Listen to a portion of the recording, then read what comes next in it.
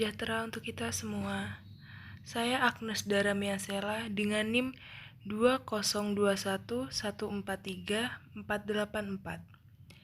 Prodi Pendidikan Guru Sekolah Dasar Fakultas Keguruan dan Ilmu Pendidikan dengan dosen pengasuh Dr. Haji Hendra Wijaya SAG MPDI. Di sini saya akan menjelaskan tentang materi dengan subtema Hakikat Pendidikan dengan tema Hakikat Pendidikan berdasarkan filsafat pendidikan. A. Pengertian hakikat pendidikan dan filsafat pendidikan. B. Manfaat mempelajari filsafat pendidikan. C. Objek kajian filsafat pendidikan. D. Tujuan filsafat pendidikan. Untuk yang pertama, saya akan menjelaskan materi tentang pengertian hakikat pendidikan dan filsafat pendidikan.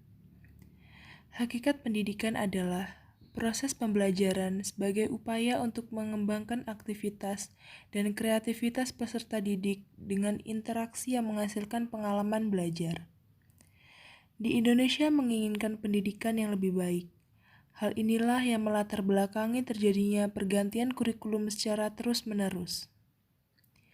Pengertian filsafat pendidikan adalah ilmu yang mempelajari sekaligus bisa melahirkan pengetahuan baru, sains, dan melahirkan cabang ilmu baru.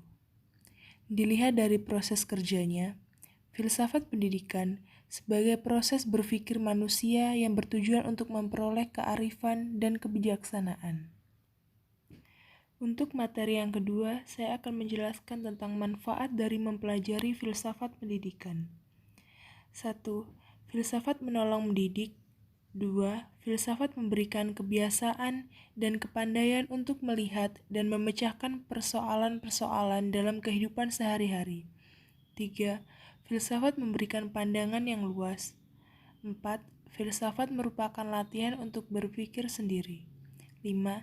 Filsafat memberikan dasar-dasar baik untuk hidup kita sendiri atau terutama dalam etika maupun untuk ilmu-ilmu pengetahuan lainnya seperti sosiologi, ilmu jiwa, ilmu mendidik, dan sebagainya.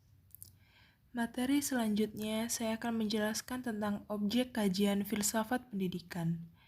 Yang pertama, realitas-realitas pendidikan yang menjadi objek kajian filsafat pendidikan antara lain. Hakikat manusia ideal sebagai acuan pokok bagi pengembangan dan penyempurnaan. Kedua, pendidikan dan nilai-nilai yang dianut sebagai suatu landasan berpikir dan mempengaruhi tatanan hidup suatu masyarakat. Ketiga, tujuan pendidikan sebagai arah pengembangan model pendidikan. Keempat, relasi antara pendidik dan peserta didik sebagai subjek dan subjek. Kelima, pemahaman dan pelaksanaan kurikulum dalam pendidikan. Keenam, metode dan strategi pembelajaran yang disesuaikan dengan kondisi peserta didik. 7. Hubungan antara lembaga pendidikan dengan tatanan masyarakat dan organisasi serta situasi sosial sekitar. 8. Nilai dan pengetahuan sebagai aspek penting dalam pengajaran. 9. Kaitan antara pendidikan dengan kelas sosial dan kenaikan taraf hidup masyarakat. 10. Aliran-aliran filsafat yang dapat memberikan solusi atas masalah pendidikan. 11. Pada dasarnya filsafat pendidikan membicarakan 3 masalah pokok. Pertama, apakah sebenarnya pendidikan itu? Kedua, apakah tujuan pendidikan sejati? Dan ketiga, dengan metode atau cara apakah tujuan pendidikan dapat tercapai? Untuk materi yang terakhir, saya akan menjelaskan tentang tujuan filsafat pendidikan. Filsafat atau falsafah pendidikan tentu saja memiliki tujuan tertentu. Tujuan-tujuan tersebut adalah antara lain sebagai berikut. 1. Menjadikan seseorang sebagai manusia lebih mendidik serta mampu membangun diri sendiri. 2. Mendorong untuk dapat menjadi orang yang bisa berpikir sendiri.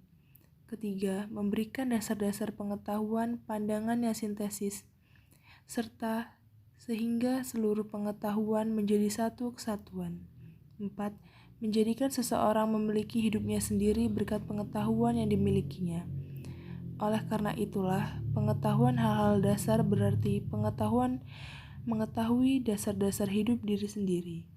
5. Bagi seseorang pendidik filsafat memiliki keistimewaan karena filsafatlah yang memberikan dasar-dasar dan ilmu-ilmu pengetahuan lainnya mengenai manusia seperti ilmu dalam mendidik.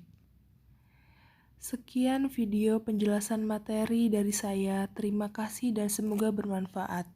Salam sejahtera untuk kita semua.